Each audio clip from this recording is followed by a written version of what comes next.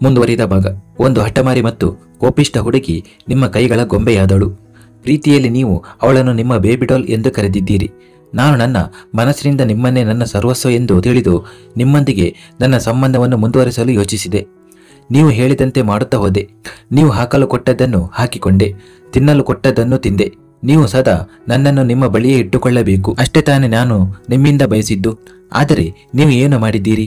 ನಾನು ನೀವಿಲ್ಲದೆ ಹೇಗೆ ಬದುಕುತ್ತೇನೆ ಎಂದು ಯೋಚಿಸದೆ ಬಲವಂತವಾಗಿ ನನ್ನನ್ನು ನಿಮ್ಮಿಂದ ದೂರ ಕಳುಹಿಸಿಬಿಟ್ಟಿದ್ದೀರಿ. ಅರೆ, ನಿಮ್ಮಿಂದ ದೂರ ಹೋಗಬೇಕು ಎಂದು ಯೋಚಿಸಿದರೂ ನನ್ನ ಉಸಿರು ನಿಂತು ಹೋಗುತ್ತದೆ. ಆದರೆ ನಿಮಗೆ ಯಾವುದೇ ಚಿಂತೆ ಇರಲಿಲ್ಲ. ನೀವು ನನ್ನನ್ನು ನಿಮ್ಮಿಂದ ದೂರ ಕಳುಹಿಸಲು ಬಯಸಿದ್ದೀರಿ, ಆದ್ದರಿಂದ ಕಳುಹಿಸಿಬಿಟ್ಟಿದ್ದೀರಿ. ಅದರ ನಂತರ ನನ್ನ ಮೇಲೆ ಅತ್ಯಾಚಾರವಾದರೇನು ಅಥವಾ ನನ್ನನ್ನು ಪ್ರಾಣಿಗಳಂತೆ ಕಿತ್ತು ಕಿತ್ತು ತಿಂದರೇನು ಎನ್ನುವಷ್ಟರಲ್ಲಿ ಅದಿತಿ ಎಂದು ಅಭಿನವ್ ಕೋಪದಿಂದ ಗರ್ಜಿಸಿದನು. ಅವನ ಕೈ ಕೂಡ ಮೇಲೆ ಹೋಯಿತು. ಆದರೆ ಅದನ್ನು ಕೆಳಗಿಳಿಸುತ್ತಾ ಅವನು ದೀರ್ಘವಾದ ಉಸಿರನ್ನು ತೆಗೆದುಕೊಂಡು ತನ್ನನ್ನು ತಾನು ಶಾಂತಗೊಳಿಸಲು ಪ್ರಯತ್ನಿಸುತ್ತಿದ್ದನು. ಆದರೆ ಅದಿತಿಯ ಮಾತುಗಳು ಅವನನ್ನು ಸಂಪೂರ್ಣವಾಗಿ ಮುರಿದು ಹಾಕಿದ್ದವು. ಅವನು ಇನ್ನೊಮ್ಮೆ ಅದಿತಿಯನ್ನು ಅವಳ ಭುಜಗಳಿಂದ ಹಿಡಿದು, ಈ ಬಾರಿ ಅವಳ ಭುಜಗಳನ್ನು ಸ್ವಲ್ಪ ಗಟ್ಟಿಯಾಗಿ ಒತ್ತಿ ತನ್ನ ಬಳಿಗೆ ಎಳೆದುಕೊಂಡು ಅವಳ ಕಣ್ಣುಗಳಲ್ಲಿ ನೋಡುತ್ತಾ ಹೇಳಿದನು, ನನ್ನ ಮೇಲೆ ಏನು ಬೇಕಾದರೂ ಆರೋಪಿಸು. ನಿನ್ನ ಪ್ರೀತಿಯನ್ನು ನನ್ನ ಕಣ್ರೆಪ್ಪೆಗಳ ಮೇಲೆ ಇಟ್ಟಿದ್ದೇನೆ. ಹಾಗೆಯೇ ನಿನ್ನ ಕೋಪ ಮತ್ತು ಆರೋಪಗಳನ್ನು ಕೂಡ ನನ್ನ ತಲೆಯ ಮೇಲೆ ಇಟ್ಟುಕೊಳ್ಳುತ್ತೇನೆ. ಆದರೆ ನೀನು ನನ್ನ ವಿರುದ್ಧ ಒಂದೇ ಒಂದು ಮಾತು ಹೇಳಿದರೆ ನನಗಿಂತ ಕೆಟ್ಟವರು ಯಾರೂ ಇರಲಾರರು ಎಂದು ಹೇಳಿದನು. ನಿಮಗೆ ನನ್ನ ಬಗ್ಗೆ ಅಷ್ಟೇ ಕಾಳಜಿ ಇದ್ದಿದ್ದರೆ ಏಕೆ ನನ್ನನ್ನು ನಿಮ್ಮಿಂದ ದೂರ ಕಳುಹಿಸಿದ್ದೀರಿ? ಮನಸ್ಸು ಕೆಟ್ಟು ಹೋಗಿತ್ತಾ? ಅಥವಾ ನಾನು ನಿಮಗೆ ಯೋಗ್ಯಳಲ್ಲವೇ? ಹೌದು, ನಾನೆಲ್ಲಿ ಯೋಗ್ಯಳಾಗುತ್ತೇನೆ? ನಾನು ಬಜಾರಿನ ಹೆಣ್ಣು, ಮತ್ತು ಬಜಾರಿನ ಹೆಂಗಸರು ಮನರಂಜನೆಗಾಗಿ ಮಾತ್ರ ಇರುತ್ತಾರೆ, ಸಂಬಂಧಗಳನ್ನು ನಿಭಾಯಿಸಲು ಅಲ್ಲ ಎಂದು ಅದಿತಿ ಇನ್ನೂ ಅವನ ಕಣ್ಣುಗಳಲ್ಲಿ ನೋಡುತ್ತಾ ಹೇಳಿದಳು. ಆದರೆ ಈಗ ಅವಳ ಮಾತುಗಳು ಅಭಿನವನ ಸಹನೆಯ ಗಟ್ಟಿಯನ್ನು ಸಂಪೂರ್ಣವಾಗಿ ಒಡೆದು ಹಾಕಿದವು. ಮತ್ತು ಇಷ್ಟವಿಲ್ಲದಿದ್ದರೂ ಅವನ ಕೈ ಅದಿತಿಯ ಮೇಲೆ ಹೋಯಿತು. ಅದಿತಿ ತನ್ನ ಕೆನ್ನೆಯ ಮೇಲೆ ಕೈಯಿಟ್ಟುಕೊಂಡಿದ್ದಳು ಮತ್ತು ಅವಳ ಕಣ್ಣುಗಳು ಮುಚ್ಚಿದ್ದವು. ನಿಧಾನವಾಗಿ ತನ್ನ ಕಣ್ಣುಗಳನ್ನು ತೆರೆಯುತ್ತಾ ಅವಳು ಅಭಿನವನ ಕಡೆಗೆ ನೋಡಿದಳು. ಅವನು ತೀವ್ರವಾಗಿ ನಡುಗುತ್ತಾ ಅವಳನ್ನೇ ನೋಡುತ್ತಿದ್ದನು. ಈ ಸಮಯದಲ್ಲಿ ಇಬ್ಬರ ಕಣ್ಣುಗಳು ಅತ್ಯಂತ ಗಾಢ ಕೆಂಪಾಗಿದ್ದವು. ಅಭಿನವ್ ಅವಳಿಗೆ ಹೊಡೆದಿದ್ದರೂ ಈಗ ಅವನು ತನ್ನದೇ ತಪ್ಪಿಗೆ ಪಶ್ಚಾತ್ತಾಪ ಪಡುತ್ತಿದ್ದನು. ಅವನು ಬೇಗನೆ ಅದಿತಿಯನ್ನು ತನ್ನ ತೋಳುಗಳಲ್ಲಿ ಅಪ್ಪಿಕೊಂಡನು ಮತ್ತು ಅವಳ ಕೆನ್ನೆಯನ್ನು ಪದೇ ಪದೇ ಮುತ್ತಿಕ್ಕುತ್ತಾ ಹೇಳಿದನು, ಸಾರಿ ಬೇಬಿ ಡಾಲ್, ಸಾರಿ. ದಯವಿಟ್ಟು ನನ್ನನ್ನು ಕ್ಷಮಿಸು. ನಾನು ನಿನಗೆ ಹೊಡೆಯಲು ಬಯಸಲಿಲ್ಲ, ಆದರೆ ನಾನು ಕೋಪದಲ್ಲಿದ್ದೆ. ದಯವಿಟ್ಟು ನನ್ನನ್ನು ಕ್ಷಮಿಸಿಬಿಡು. ನೀನು ಸಹ ನನಗೆ ಹೊಡೆ, ನನ್ನ ತಪ್ಪಿಗೆ ನನಗೆ ಶಿಕ್ಷೆ ನೀಡು ಎಂದು ಹೇಳುತ್ತಾ ಅವನು ಅದಿತಿಯ ಕೈಯನ್ನು ತನ್ನ ಕೈಗಳಲ್ಲಿ ಹಿಡಿದು ಅವಳ ಕೈಯನ್ನು ತನ್ನ ಮುಖದ ಮೇಲೆ ಹೊಡೆಯುವಂತೆ ಮಾಡತೊಡಗಿದನು. ಆದರೆ ಅದಿತಿ ತನ್ನ ಕೈಯ ಮುಷ್ಟಿಯನ್ನು ಬಿಗಿಯಾಗಿ ಮುಚ್ಚಿಕೊಂಡು ಅವನಿಂದ ತನ್ನ ಕೈಯನ್ನು ಬಿಡಿಸಿಕೊಳ್ಳಲು ಪ್ರಯತ್ನಿಸತೊಡಗಿದಳು. ಅಭಿನವ್ ಸಂಪೂರ್ಣವಾಗಿ ಗೊಂದಲಕ್ಕೊಳಗಾಗಿದ್ದನು. ಅವನು ಕೆಲವೊಮ್ಮೆ ಅದಿತಿಯ ಕೆನ್ನೆಗಳನ್ನು ಮುತ್ತಿಡುತ್ತಿದ್ದನು, ಮತ್ತೆ ಕೆಲವೊಮ್ಮೆ ತನ್ನನ್ನು ತಾನು ಹೊಡೆಯಲು ಅವಳಿಗೆ ಹೇಳುತ್ತಿದ್ದನು. ಆದರೆ ನಂತರ ಇದ್ದಕ್ಕಿದ್ದಂತೆ ಅದಿತಿ ಅವನನ್ನು ತನ್ನಿಂದ ದೂರಕ್ಕೆ ತಳ್ಳಿಬಿಟ್ಟಳು. ಆಗ ಅಭಿನವ್ ಕೂಡಲೇ ಎಡವಿ ಬಿದ್ದನು. ಅಭಿನವನ ದೇಹದಿಂದ ಜೀವಂತಿಗೆ ಹೋದದ್ದು ಅದಿತಿಯ ಮಾತುಗಳಿಂದಲೇ. ನಿಮ್ಮ ಈ ಹುಚ್ಚುತನವನ್ನು ನಿಲ್ಲಿಸಿ ಮತ್ತು ಸುಮ್ಮನೆ ಈ ಪೇಪರ್ಗಳ ಮೇಲೆ ಸಹಿ ಮಾಡಿ ಎಂದು ಅದಿತಿ ಮತ್ತೊಮ್ಮೆ ಅವನ ಮುಂದೆ ಕಾಗದಗಳನ್ನು ಮುಂದಿಟ್ಟಳು. ಆಗ ಅಭಿನವ್ ಅವಳ ಕೈಯಿಂದ ಆ ಕಾಗದಗಳನ್ನು ತೆಗೆದುಕೊಂಡು ನೆಲದ ಮೇಲೆ ಎಸೆದು ಬಿಟ್ಟನು. ತಾನೇ ಅದಿತಿಯ ಕಡೆಗೆ ಹೋಗಿ ಅವಳ ಮುಖವನ್ನು ತನ್ನ ಕೈಗಳಲ್ಲಿ ಹಿಡಿದು, ನನ್ನ ಪ್ರೀತಿ, ನಿನಗೆ ನನ್ನ ಹುಚ್ಚುತನ ಎನಿಸಿದರೆ ಹೌದು, ನಾನು ಹುಚ್ಚ, ಮತ್ತು ನನ್ನನ್ನು ಹುಚ್ಚನನ್ನಾಗಿ ಮಾಡಿ ನೀನು ನನ್ನನ್ನು ಬಿಟ್ಟು ಎಲ್ಲೂ ಹೋಗಲು ಸಾಧ್ಯವಿಲ್ಲ, ಎಂದಿಗೂ ಹೋಗಲು ಸಾಧ್ಯವಿಲ್ಲ ಎಂದು ಹೇಳಿದನು. ನೀವು ನನ್ನನ್ನು ಬಲವಂತವಾಗಿ ನಿಮ್ಮ ಬಳಿ ಇಟ್ಟುಕೊಳ್ಳುವಿರಿ ಎಂಬುದು ನಿಮ್ಮ ಭ್ರಮೆ. ಆದರೆ ಈಗ ನಾನು ನಿಮ್ಮ ಯಾವುದೇ ಬಲವಂತವನ್ನು ನಡೆಯಲು ಬಿಡುವುದಿಲ್ಲ ಎಂದು ಅದಿತಿ ಹೇಳಿದಳು. ಮತ್ತು ನಂತರ ತನ್ನ ಕೈಯನ್ನು ಅವನ ತಲೆಯ ಹಿಂಭಾಗದಿಂದ ತೆಗೆದು ಒಂದು ಹೆಜ್ಜೆ ಹಿಂದಕ್ಕೆ ಸರಿದಳು. ಆಗ ಅಭಿನವ್ ಮತ್ತೊಮ್ಮೆ ದುರ್ಬಲನಾಗಲು ಪ್ರಾರಂಭಿಸಿದನು. ಅವನು ಮುಂದೆ ಬಂದು ಅದಿತಿಯ ಕೈಗಳನ್ನು ತನ್ನ ಕೈಗಳಲ್ಲಿ ಹಿಡಿದು, ನಿನಗೆ ನನ್ನ ಬಗ್ಗೆ ಇದೇ ತಾನೇ ದೂರು? ನಾನು ನಿನ್ನೊಂದಿಗೆ ಬಲವಂತ ಮಾಡುತ್ತೇನೆ ಎಂದು. ಹಾಗಾದರೆ ಈಗ ನಾನು ನಿನ್ನೊಂದಿಗೆ ಯಾವುದೇ ಬಲವಂತ ಮಾಡುವುದಿಲ್ಲ. ನೀನು ನನ್ನಿಂದ ದೂರ ಇರಲು ಬಯಸಿದರೆ ಖಂಡಿತ ದೂರ ಇರು, ಆದರೆ ನನ್ನ ಕಣ್ಣುಗಳ ಮುಂದೆ ಇರು. ನಾನು ನಿನ್ನಿಂದ ವಿಚ್ಛೇದನ ಪಡೆಯುವುದಿಲ್ಲ. ನೀನು ನನ್ನವಳು ಮತ್ತು ಸದಾ ನನ್ನವಳಾಗಿಯೇ ಇರುವೆ. ನಿನಗೆ ನನ್ನ ಹಕ್ಕಿದೆ ಎಂದು ಹೇಳಿದನು. ಅದಿತಿ ಅವನ ಮಾತನ್ನು ಕೇಳಿ ಸ್ವಲ್ಪ ನಕ್ಕಳು ಮತ್ತು, ಓಹೋ, ಹಾಗಾದರೆ ನನ್ನ ಮೇಲೆ ನಿಮ್ಮ ಹಕ್ಕನ್ನು ಸ್ಥಾಪಿಸಲು ಬಯಸುವಿರಾ ಎಂದು ಹೇಳಿದಳು. ಸ್ಥಾಪಿಸುವುದೇ? ಏಕೆ? ನಿನ್ನ ಮೇಲೆ ನನ್ನ ಸಂಪೂರ್ಣ ಹಕ್ಕಿದೆ ಎಂದು ಅಭಿನವ್ ಕೂಡ ಅವಳ ಕಣ್ಣುಗಳಲ್ಲಿ ನೋಡುತ್ತಾ ಹೇಳಿದನು. ಆಗ ಈ ಬಾರಿ ಅದಿತಿ ಅವನ ಮಾತು ಕೇಳಿ ಅವನ ಹತ್ತಿರ ಬಂದಳು ಮತ್ತು ಅವನ ಕಣ್ಣುಗಳಲ್ಲಿ ನೋಡುತ್ತಾ, ನನ್ನ ಮೇಲೆ ನಿಮಗೆ ಎಷ್ಟು ಹಕ್ಕು ಸ್ಥಾಪಿಸಬೇಕಿತ್ತು ಅಷ್ಟನ್ನು ಸ್ಥಾಪಿಸಿಕೊಳ್ಳಬಹುದಿತ್ತು. ಆದರೆ ನಮ್ಮ ಮಗುವನ್ನು ಕೊಲ್ಲುವ ಹಕ್ಕನ್ನು ನಿಮಗೆ ಯಾರು ಕೊಟ್ಟರು ಎಂದು ಹೇಳಿದಳು. ಅವಳ ಮಾತು ಕೇಳಿ ಅಭಿನವ್ಗೆ ಆಘಾತವಾಯಿತು. ತಾನು ಯಾವುದಕ್ಕೆ ಹೆದರುತ್ತಿದ್ದೆನೋ ಅದೇ ಆಯಿತು. ಅವನು ಅದಿತಿಗಾಗಿ ಎಲ್ಲವನ್ನೂ ಮಾಡಿದ್ದನು ಮತ್ತು ಅದಿತಿ ಅವನನ್ನು ತಪ್ಪಾಗಿ ತಿಳಿದುಕೊಂಡಿದ್ದಳು. ಈಗ ಅವನಿಗೆ ಅರ್ಥವಾಯಿತು, ಕೊನೆಗೂ ಅದಿತಿ ಯಾಕೆ ತನ್ನ ಮೇಲೆ ಇಷ್ಟು ಕೋಪಗೊಂಡಿದ್ದಳು ಎಂದು. ಆದರೆ ಕೊನೆಗೂ ಅವಳಿಗೆ ಈ ವಿಷಯ ಹೇಗೆ ತಿಳಿಯಿತು? ಅವನು ಅವಳಿಗೆ ಏನೂ ಹೇಳಿರಲಿಲ್ಲ ಮತ್ತು ಬೇರೆ ಯಾರೂ ಕೂಡ ಹೇಳಿರಲಿಲ್ಲ. ಹಾಗಾದರೆ ಅವಳಿಗೆ ಎಲ್ಲವೂ ಹೇಗೆ ತಿಳಿಯಿತು ಅಂದುಕೊಂಡನು. ಏನಾಯಿತು, ಗಾಬರಿಯಾದಿರಾ? ಈ ವಿಷಯ ನನಗೆ ಎಂದಿಗೂ ತಿಳಿಯುವುದಿಲ್ಲ ಎಂದು ನೀವು ಭಾವಿಸಿದ್ದೀರಿ. ನೀವು ಯಾವಾಗಲೂ ಈ ವಿಷಯವನ್ನು ನನ್ನಿಂದ ಮರೆಮಾಚಲು ಹೊರಟಿದ್ದೀರಿ. ಆದರೆ ನನಗೆ ಎಲ್ಲವೂ ತಿಳಿಯಿತು ಎಂದು ಅದಿತಿ ಮೆಲ್ಲಗೆ ಹೇಳಿದಳು. ಆದರೆ ನಂತರ ಇದ್ದಕ್ಕಿದ್ದಂತೆ ಅವಳ ಧ್ವನಿ ಹೆಚ್ಚಾಯಿತು ಮತ್ತು ಅವಳು ನಡುಗುತ್ತಾ ಕಿರುಚಿ ಹೇಳಿದಳು, ಹೇಗೆ ತಿಳಿಯದಿರುತ್ತಿತ್ತು? ನನ್ನಲ್ಲಿನ ಎಲ್ಲ ಭಾವನೆಗಳು ನಾಶವಾಗಲು ನಾನು ಹುಚ್ಚಿ ಮಾತ್ರ ಆಗಿದ್ದೆ, ಸತ್ತಿರಲಿಲ್ಲ ಎಂದು ಹೇಳಿದಳು. ಅವಳ ಮಾತುಗಳನ್ನು ಕೇಳಿ ಅಭಿನವ್ ಸ್ತಬ್ಧನಾದನು. ಅದಿತಿ ಅವನನ್ನು ಅದರ ಕಣ್ಣುಗಳಿಂದ ನೋಡುತ್ತಾ, ಏನಾಯಿತು? ನನಗೆ ಎಲ್ಲವೂ ಗೊತ್ತು ಎಂದು ತಿಳಿದು ಆಘಾತವಾಯ್ತಾ? ಇದೆಲ್ಲ ನನಗೆ ಹೇಗೆ ತಿಳಿಯಿತು ಎಂದು ತಿಳಿಯಲು ಬಯಸುವಿರಾ?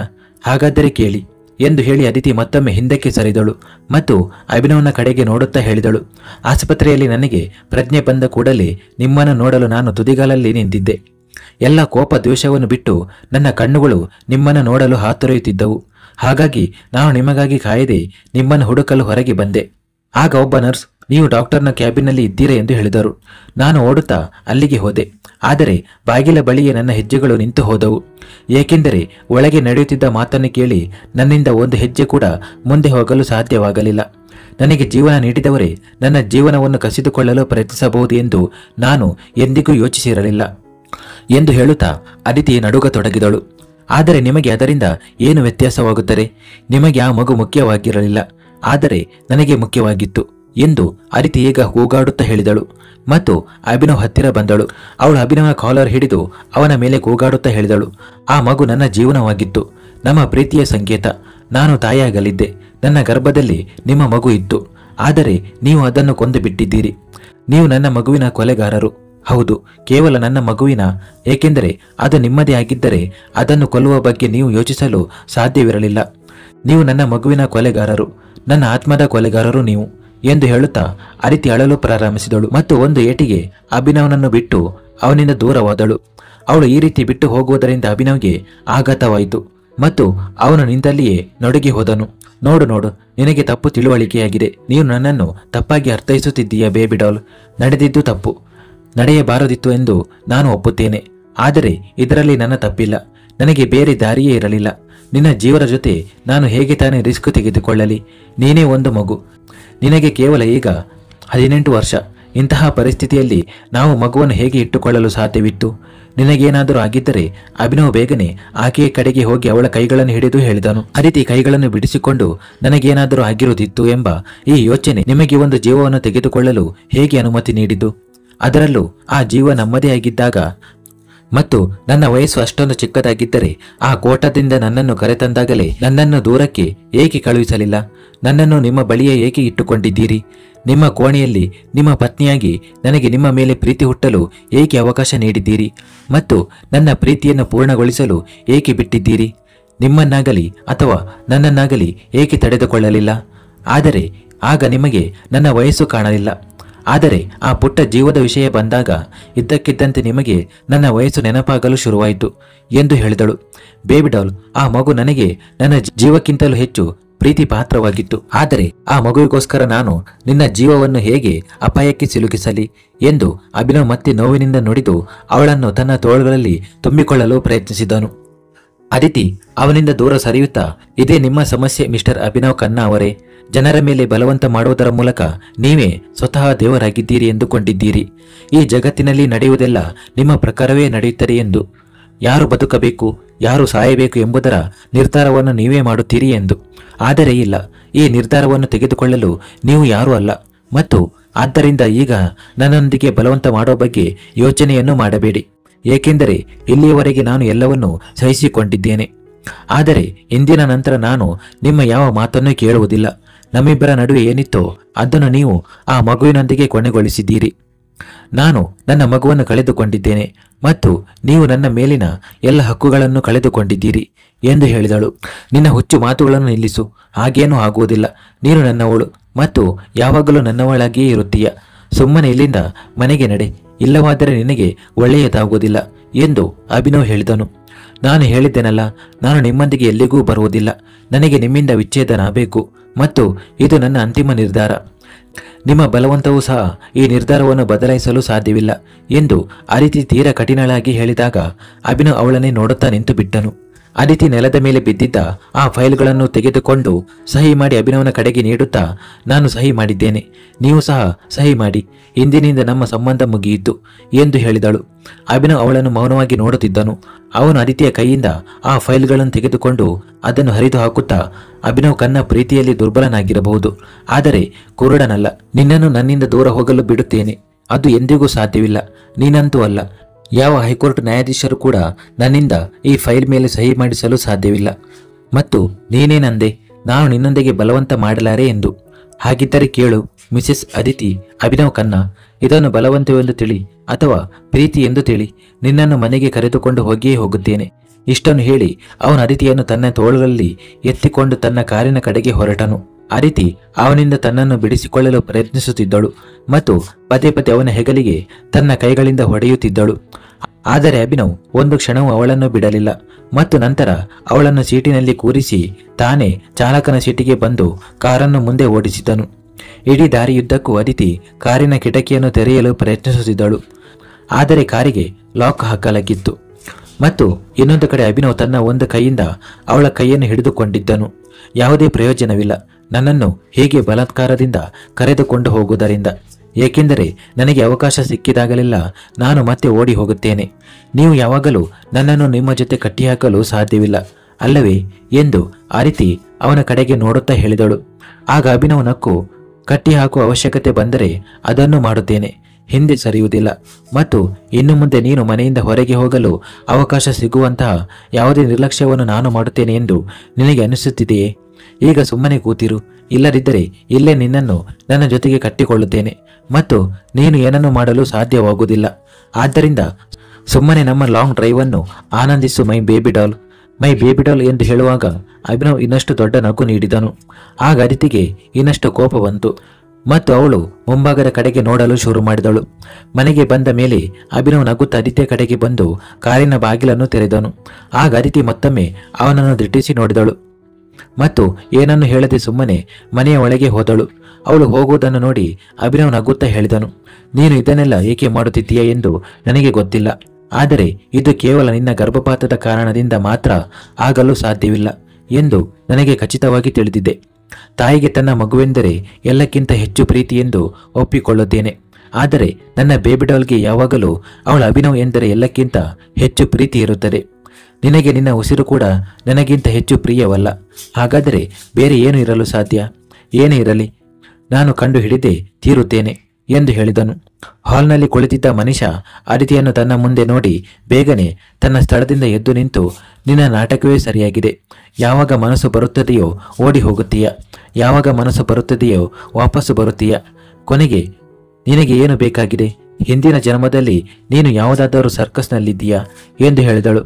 ಅದಿತಿ ಕೋಪದಿಂದ ಅವಳನ್ನು ನೋಡಿದಳು ಮತ್ತು ನಂತರ ಅವಳ ಕೈಯಲ್ಲಿದ್ದ ಜ್ಯೂಸ್ ಗ್ಲಾಸನ್ನು ಅವಳ ಮುಖಕ್ಕೆ ಎಸೆದು, ಕ್ಷಮಿಸು, ನಿನ್ನ ಮುಖ ಕೊಳಕಾಯಿತು, ಆದರೆ ಈಗ ಅದನ್ನು ಸ್ವಚ್ಛಗೊಳಿಸುವಾಗ ನಿನ್ನ ನಾಲಿಗೆಯನ್ನು ಸ್ವಲ್ಪ ಸ್ವಚ್ಛಗೊಳಿಸಿಕೊ, ನಿನಗೆ ಅದರ ಅವಶ್ಯಕತೆ ತುಂಬ ಇದೆ ಎಂದು ಹೇಳಿದಳು.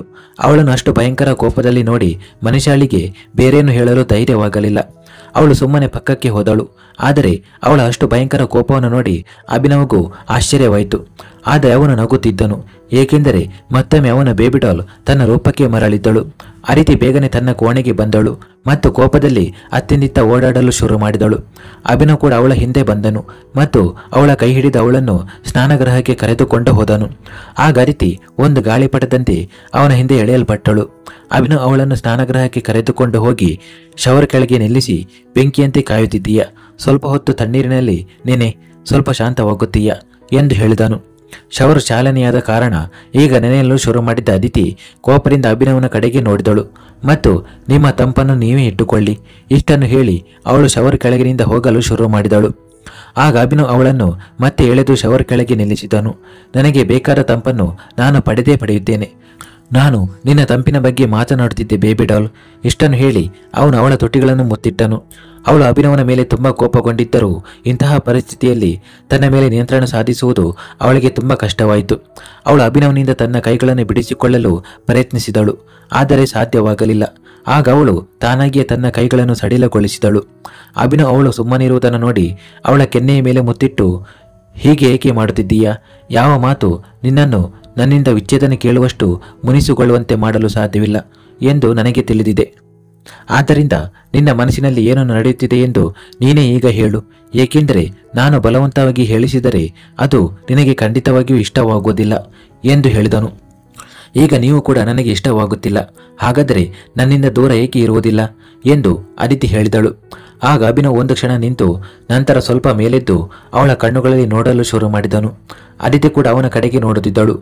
ಆಗ ಅಭಿನವ್ ಅವಳ ಮುಖದ ಬಹಳ ಹತ್ತಿರ ಬಂದು, ಈಗ ಇದೇ ಮಾತನ್ನು ನನ್ನ ಕಣ್ಣುಗಳಲ್ಲಿ ನೋಡಿ ಹೇಳು ಎಂದು ಹೇಳಿದನು.